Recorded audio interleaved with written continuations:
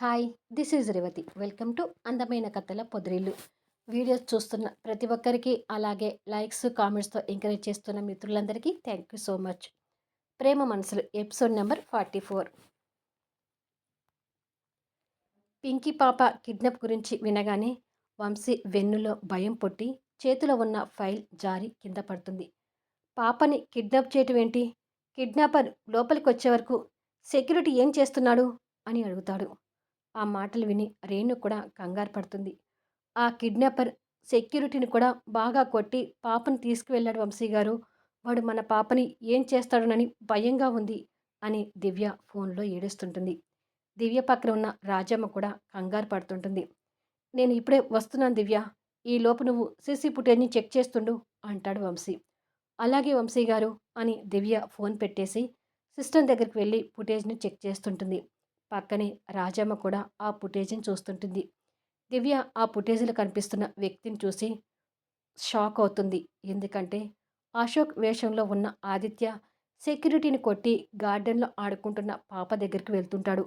ఫుటేజ్లో ఏమాత్రం అనుమానం రాకుండా అశోక్లా కనిపిస్తుంటాడు. పాప కూడా వచ్చింది అశోక్ అనుకొని అతని దగ్గరికి నవ్వుతూ ఎదురు వెళ్తుంది.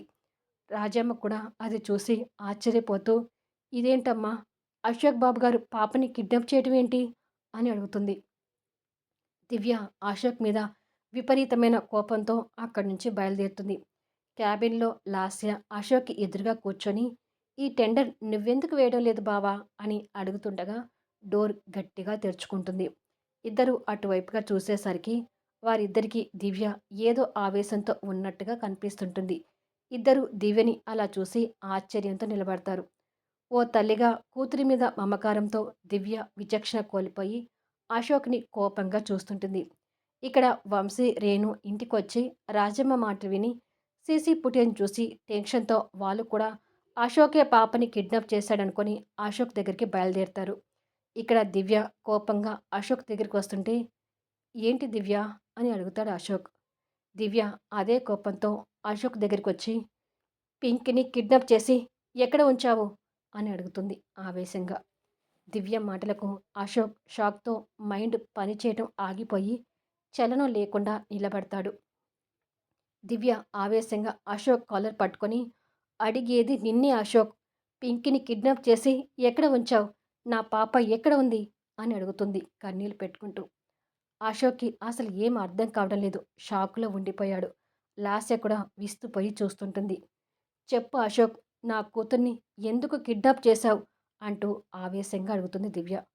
అశోక్ నెమ్మదిగా కాలర్ మీద ఉన్న దివ్య చేతులు పట్టుకుని, ఏంటి దివ్య ఇలా ప్రవర్తిస్తున్నావు, పింకీని నేను కిడ్నాప్ చేయటం ఏంటి, అసలు పింకీ కిడ్నాప్ కావడం ఏంటి, నాకేమీ అర్థం కావడం లేదు అంటాడు.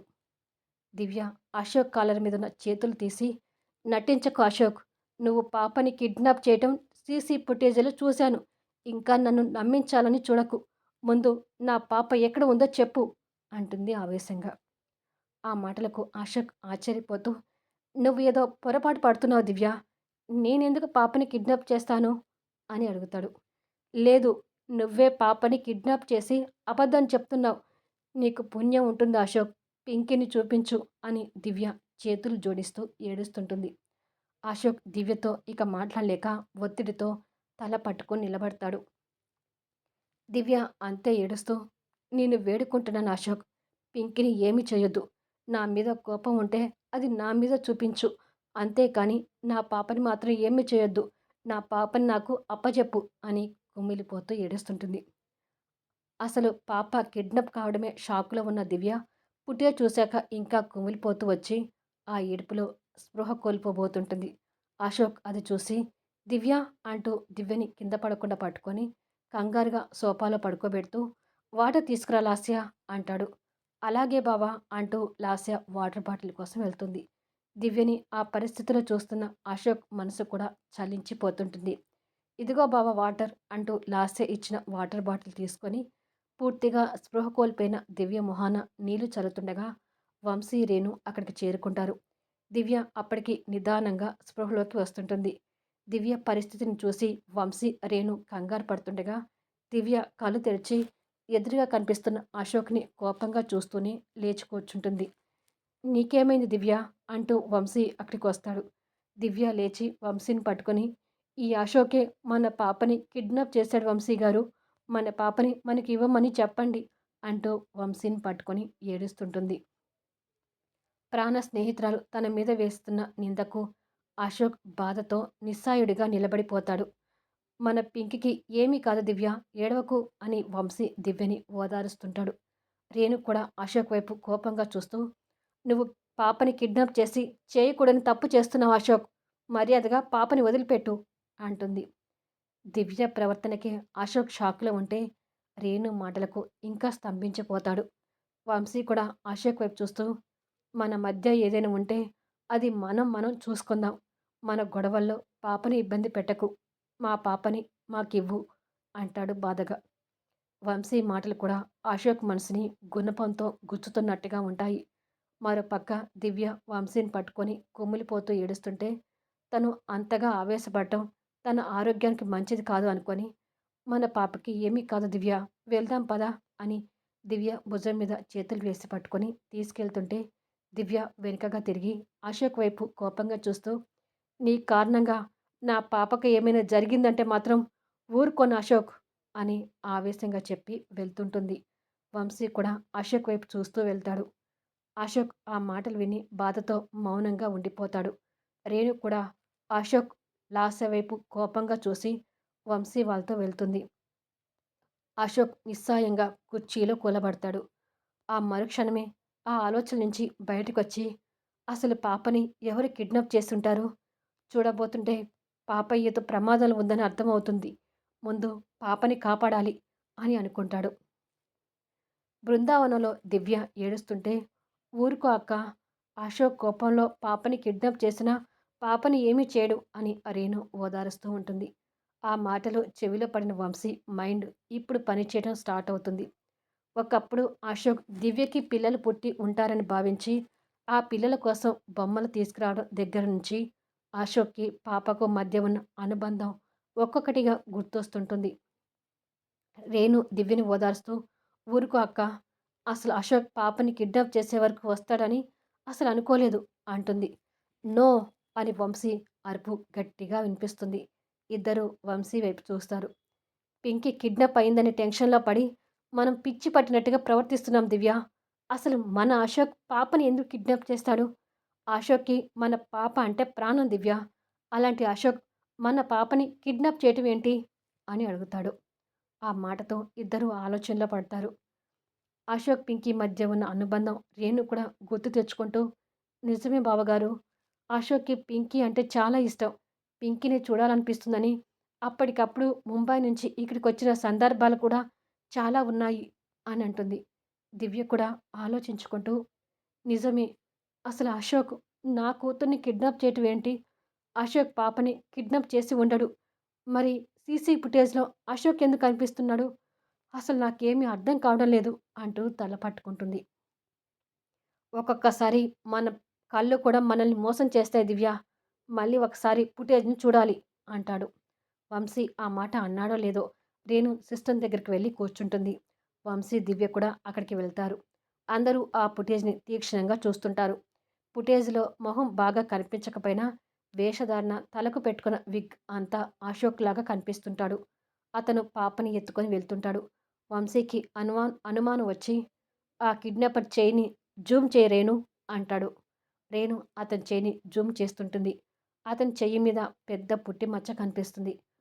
ఈ పుట్టిమచ్చ ఉన్న చెయ్యిని ఎవరినో చూశాను అని ఆలోచిస్తుంటాడు వంశీ. ఎవరు?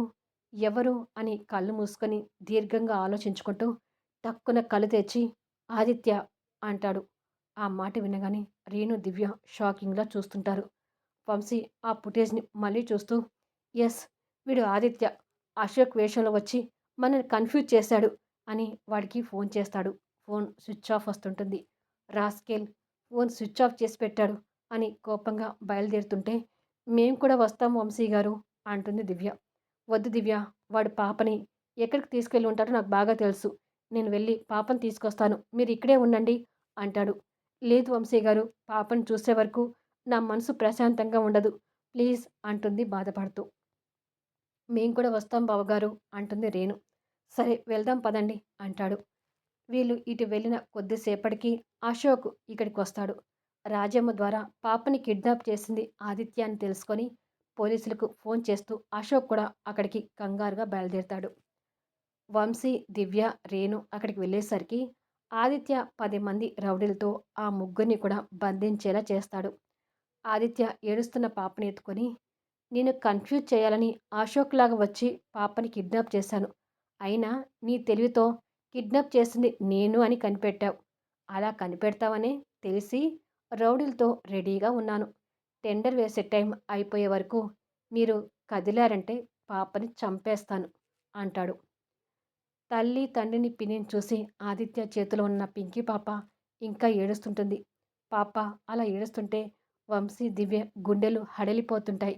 రాస్కిల్! టెండర్ కోసం పసి పాపని కిడ్నాప్ చేస్తావా? పాప ఏడుస్తుంది. ముందు మాకు పాపనివ్వు అంటాడు వంశీ కోపంగా. దివ్య ఏడుస్తూ పసిపాపని ఇబ్బంది పెట్టకు.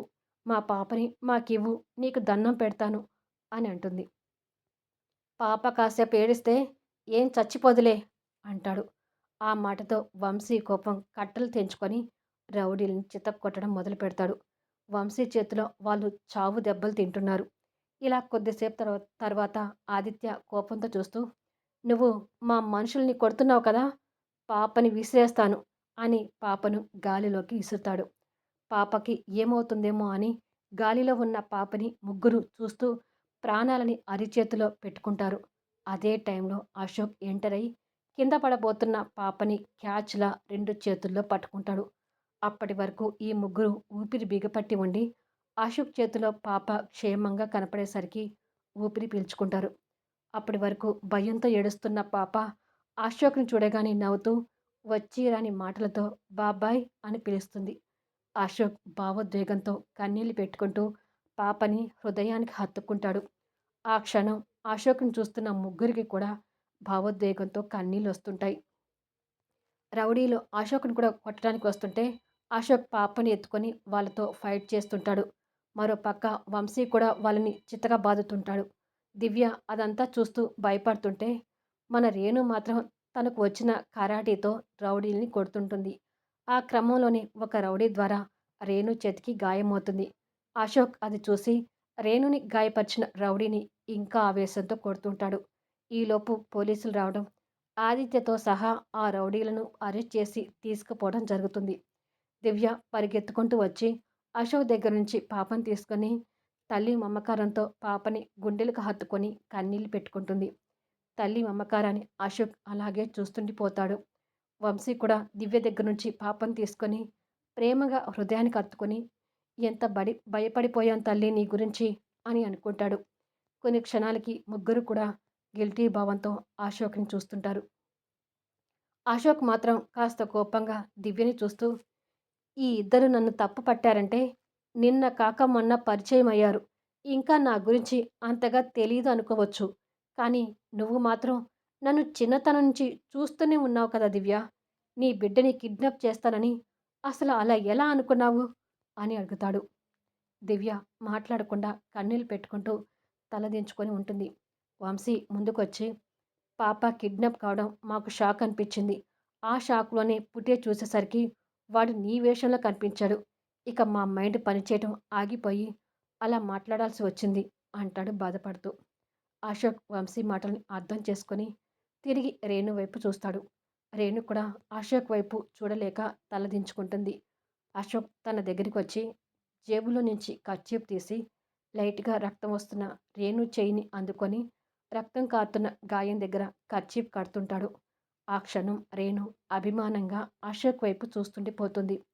అశోక్ తన చేయికి కట్టుగట్టి, గాయం పెద్దది కాకముందే హాస్పిటల్‌లో చూపించుకో అని రేణు చెంప మీద ప్రేమగా చేపెట్టి, టేక్ కేర్ అని ప్రాణంగా చెప్పి అక్కడి నుంచి బాధగా వెళ్ళిపోతాడు. వీడియో మీద మీ అభిప్రాయాలు తెలుపుతూ కామెంట్స్ ఇవ్వండి. అలాగే లైక్స్ ఇచ్చి ఎంకరేజ్ చేయండి. మళ్ళీ నెక్స్ట్ వీడియోలో కలుద్దాము.